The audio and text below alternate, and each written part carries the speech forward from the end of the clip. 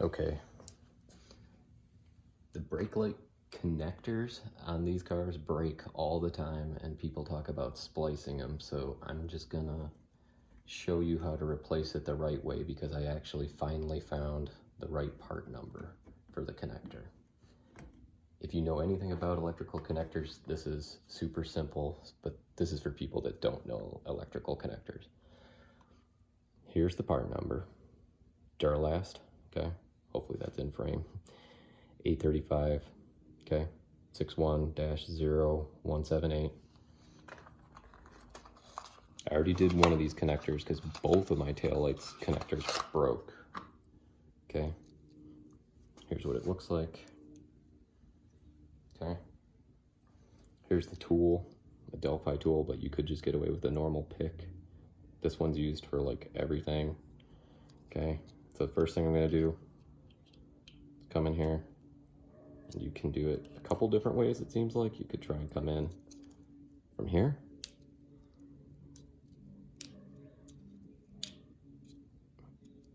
You've got to pop this part off first.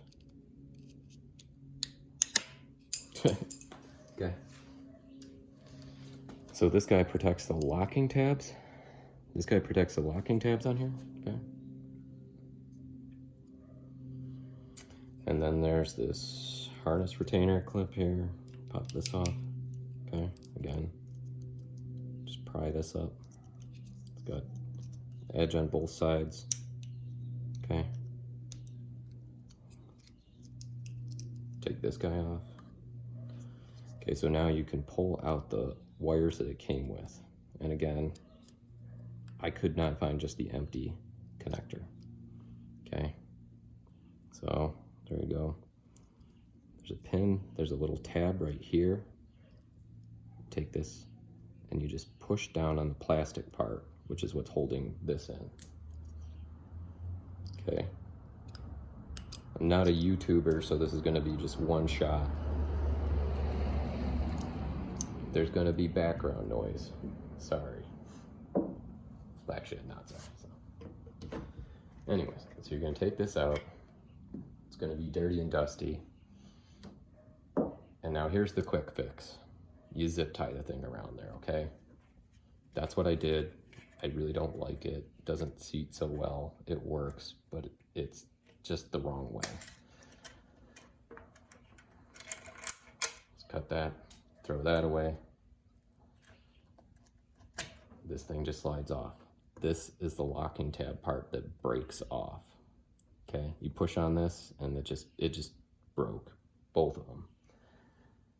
And I had to take this out, of course, because the exhaust dual mode solenoid, whatever you want to call it, broke. So I'm in there taking these out to get my arm in there. Okay.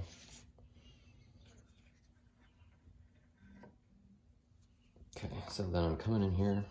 What you're going to want to really do is make sure you remember which order these connectors, these wires go in there. Or you're just going to do them one at a time. So in my case, I'm going to do them one at a time. And now that other part, you can be a little bit less cautious about breaking it. You know, I'm sure there's someone who's cringing watching me do this, but you get a new one of these that comes with a new part, right? And for whatever reason, this didn't have that rear retainer clip, so I'm not sure what the deal is there. But like I said, if you pull these all out at the same time and you didn't take a picture, then you're gonna be worrying, or not worrying, you're gonna not know which way they go in, what order. So we're gonna do these one at a time. Right? Just like that. That one goes in there.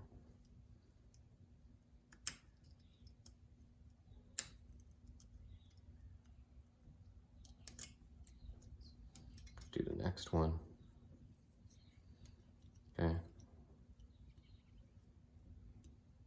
Make sure it goes in the right orientation so that it actually grabs the lock. Okay. I'm taking that guy, putting that one in there. Okay. taking this guy. Oh, what the hell am I doing? I want to go this way with this one.